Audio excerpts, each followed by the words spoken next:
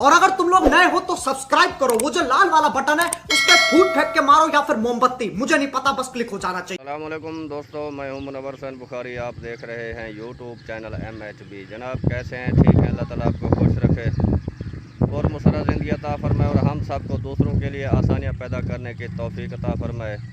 जनाब आज मुख्तसर वीडियो आपके लिए, क्योंकि आप लॉन्ग वीडियो तो देखते नहीं हैं, तो इसलिए छोटी सी वीडियो बनाऊंगा ताकि आप देख सकें, आप वक्त निकाल सकें। तो रात के ख़बरों में और सुबह के ख़बरों में मैंने सुना था, मौसम महकमा मौसमियात ने बताया था कि आज जो है शाम को आंधी और बारिश होगी।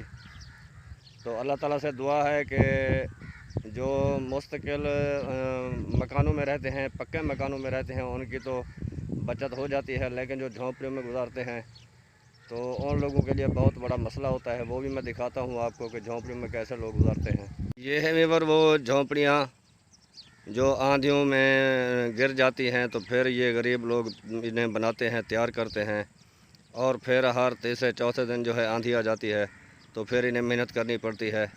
तो अल्लाह ताला हर किसी को महफूज रखे।